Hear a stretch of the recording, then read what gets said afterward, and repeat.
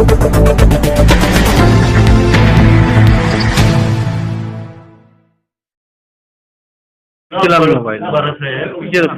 नहीं, देखो ये महाराष्ट्र के अंदर जो मोबाइल और अवकाली पानी की जो बरसात हुई है, इसके अंदर लाखों शेतकरी के अलग अलग किसानों के पीक है। कई जगहों के ऊपर अंगूर है, कई जगहों पे कांदा है, कई जगहों पे मक्का है, गेहूं है, बाजरी है, कई जगहों के ऊपर फल है, कई जगहों के ऊपर अलग अलग ऐसे जो पीक है, भाजीपाला भी है। तो उसमें जो जो नुकसान हुआ है उसकी मालूमात सरकार के पास, मुझे लगता है एक बार ये आज भी पानी गिर रहा है। आज भी मेरे गांव में अभी पानी गिरा, मैं वहां से गारपीट कुछ हट्टी बोल के गांव है, उस गांव को गया, मैं खुद गया वहाँ, और उतनी वो जो पानी बरसात में वहां जाके और इधर आने का था मीटिंग के लिए। लेकिन ये जो नुकसान है इसका अभी अंतिम आंकड़ेवारी जब तक नहीं आ सकती, जब तक का ये बंद नहीं होता। अभी तक आज भी और 2 दिन पानी गिरने वाला है ऐसा अंदाज दिया गया है, और ये 2 दिन में कहाँ नुकसान होता है, कितना होता है। लेकिन मुझे लगता है कि ये हफ्ते भर के अंदर ये सारे नुकसान के आंकड़े सरकार के पास जाएंगे, और सरकार के जो मुख्यमंत्री महोदय के पास में कृषि विभाग की तरफ से जो आंकड़ेवारी दूंगा, उसके अंदर उप मुख्यमंत्री जी वो दोनों बैठ के और आंकड़े के नुकसान भरपाई अलग अलग की जो रहेगी उसको डिसाइड करेंगे, और कैबिनेट के अंदर उसकी घोषणा करेंगे, और उसके बाद उसकी अमलबजावनी पास होगी, ताकि किसान को जून में अभी पेरने के लिए नया पैसा लगने वाला है, तो वो पेरने की जैसी हंगाम की पूर्व तैयारी आज हमने लिया है। तो उस मीटिंग के अंदर सारे यहाँ खर्च कितना लगने वाला है, बीज कितना लगने वाला है, यहाँ दवाइयाँ कितनी लगने वाली है, यहाँ की जो बाकी की व्यवस्था है, बैंक की तरफ से लोन रहेगा, वो लोन कितना देना पड़ेगा, लोन देने के बाद में कितने दिन के अंदर वो किसान को आसानी से कर्ज मिलना चाहिए, ये सारी बैंकिंग व्यवहारों के राष्ट्रीयकृत बैंक कितनी है, जिला मध्यवर्ती सरकार की बैंक कितनी है, सरकार की कितनी है, प्राइवेट बैंक, ये सबको जो टारगेट दिया गया है, मुझे लगता है कि किसानों को इसमें नुकसान भरपाई देने के लिए जो भी जहां भी जो चीज का नुकसान हुआ, जिसने पेरा उसका ही नुकसान हुआ होगा। कई जगहों के ऊपर ये जनरल हमारा खरीफ या रबी का जो हंगाम रहता है उसका अलग रहता है। जैसा हमने अब बता दिया कि अगली बारी को बीमा 1 रुपया में लिया जाएगा, तो अब 1 रुपया भरने के अंदर देश का ये पहला राज्य है क्या जहां से शुरुआत हो रही है, और भी राज्यों ने करना चाहिए।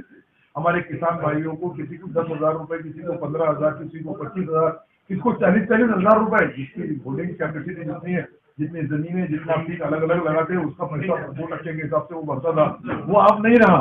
इसलिए आज जो 60% के बजाय 99%, 98%, 95%, ऐसा मुझे लगता है कि आप बीमा कंपनियों के तरफ हम पूरा जितना किसान का हिस्से का पैसा है वो भारत सरकार भरेगी। फिर सरकार ने जो निर्णय लिया 12,000 रुपए, आपने देखा होगा, तो मोदी साहब वही भी बोलता है कि हमको पंतप्रधान मोदी साहब ने 6,000 रुपए दिया, हम ये बोलने वाले कि मुख्यमंत्री ने भी 6,000 दिया, जैसा उनको वहाँ जिता दिया वैसा आने वाले चुनाव में हमको भी जिता दिया। एक हफ्ते में पॉसिबल हो जाएगा पूरा पंचनामा वो होना? देखो नुकसान अगर मुश्किल है क्योंकि जमीन बड़ी है और काम करने वाले लोग। आप मेरी बात सुनो, हमने टप्पे टप्पे से पंचनामा अभी तक कर चुके हैं, हमारे पास 72% पंचनामे हो चुके हैं।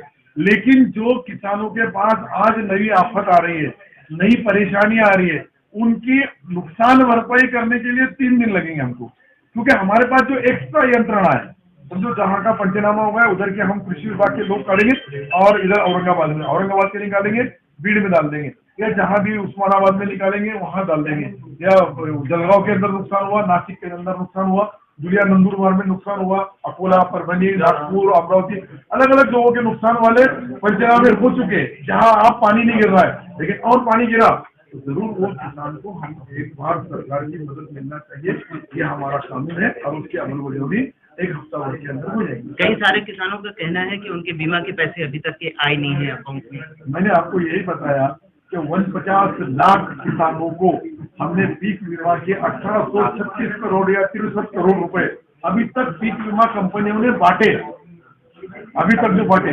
अब जो रहे हुए हैं वो वक्त के ऊपर अगर वहाँ वो किसान नहीं मिला उसको फोन करते वहाँ हो जाते, कुछ लोगों के डबल नाम से यानी ऑफलाइन भी कर दिए, ऑनलाइन भी कर दिए, तो वो एक ही जगह के ऊपर एक नुकसान उसको मिलना ही चाहिए, वो उसका हक जो है वो हक से कोई किसान वंचित नहीं रहेगा, किसान को नुकसान भरपाई जरूर मिलेगी। कॉटन की अगर बात की जाए तो एक्सपोर्ट नहीं हो रहा है वो।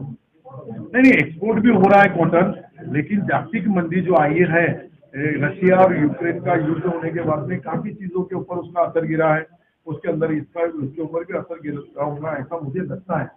मुझे क्योंकि ये जागतिक लेवल के ऊपर एक आधा देश दूसरे देश से लड़ा तो दुनिया के अंदर उसके परिणाम होते हैं, उसमें हमारा भारत देश भी है। लेकिन हम एक संगात पाकिस्तान और हिंदुस्तान दोनों आजाद हुए। आज पाकिस्तान में आप हालत देखेंगे उनके वहाँ की, हमारे पास 2 रुपए किलो से घी मिलते हैं, वहाँ 200 रुपए किलो में घी मिलते हैं।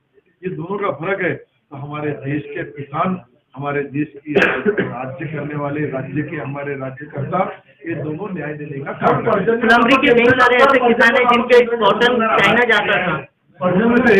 पर्जन्य मापक यंत्र जे नव्याने बसवणार आहे त्याच्याविषयी कृपया हिंदीतून माहिती द्या। अच्छा, तुम्ही हिंदी में बोलो ना।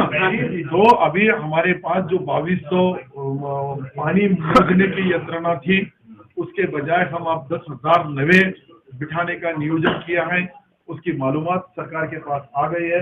सरकार अभी उसका करीब उसका टेंडर सरकार निकालेंगी और सरकार उस हिसाब से आने वाले 15-20 दिन में कोई बहुत बड़ा इंस्ट्रूमेंट नहीं रहता है, उसको लिया के वहाँ रखेंगे और उससे तंत्र सही मालूमात, सच्ची मालूमात सरकार तक भी आएंगी और किसान भाइयों को उससे राहत मिलेगी। देखने में आता है कि जहाँ पर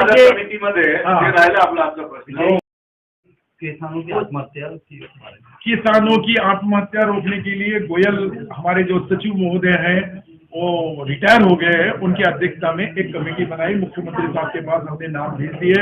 अब उसकी सारी अंतिम एक बार सिक्का हो गया। एक कमेटी मैंने दूसरी एक बनाया कि विद्यापीठों में हमारे जो 4 विद्यापीठ है उसके में लगने वाला हमारी मैन पावर होगा, उसमें लगने वाली कोई जो निधि रहेगा, पैसा रहेगा, वहाँ लगना उपाय योजना रहेंगी।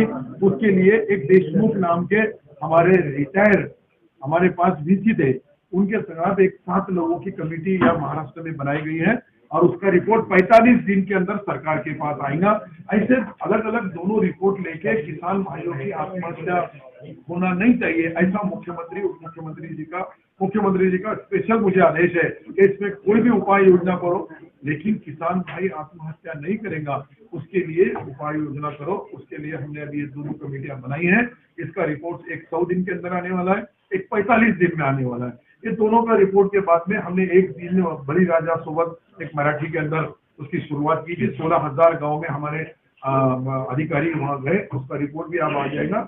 इसमें जो उन्होंने सूचनाएं दी वो सूचनाएं की अमलबजावनी करे तो मुझे लगता कि आत्महत्या होना ही नहीं चाहिए, लेकिन उसके लिए उपाय योजना भी सरकार को करना। केसीआर का पैटर्न अपनाएंगे क्या? केसीआर साहब का पैटर्न से बड़ा पैटर्न आ जाएगा। मैंने जो बोला, आप केसीआर साहब को बोलो कि 1 रुपए में आप बीमा करेंगे क्या? अगर वो नहीं कर सकते तो मैं तो कर दिया।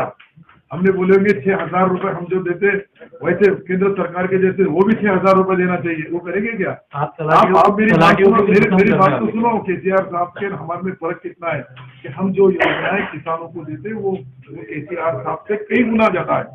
देखो, महाराष्ट्र राज्य ये किसानों का है और किसानों को राहत देने के लिए महाराष्ट्र सरकार कहीं भी कम नहीं पड़ेगा। मैं भी एक कार्यकर्ता हूँ, मैं कोई एक बहुत बड़ा नेता नहीं, कोई सोने से चलते से दूध पीने वाला लीडर नहीं हूँ। गरीब से गरीब आदमी से मेरी नाल जुड़ी हुई है, उससे मेरे संबंध है, उसका मेरा संपर्क है। उसकी जो भावनाएं रहती है वो मैं सरकार के सामने मांगता हूँ। मुझे लगता है कि केसीआर जी से भी अच्छा राज्य हमारा है, हमारे मुख्यमंत्री उनसे ज्यादा हमारा टाइगर भी काम करते हैं। पर हमारे मुख्यमंत्री के बारे में तुम अपने महाराष्ट्र में रखे केसीआर की बात करेंगे, केसीआर जी के क्या हालत है, क्या हाल है। मेरी उम्र 63 साल की है, ऐसा कोई नया पहली बार आमदार बनती है या पहली बार मंत्री बनती नहीं आया, लेकिन दोनों राज्य की आप तुलना करो, कुछ चीजें उनके पास अच्छी है। मैं ये नहीं बोलूंगा कि केसीआर जी की सारी योजनाएं गलत है। केसीआर जी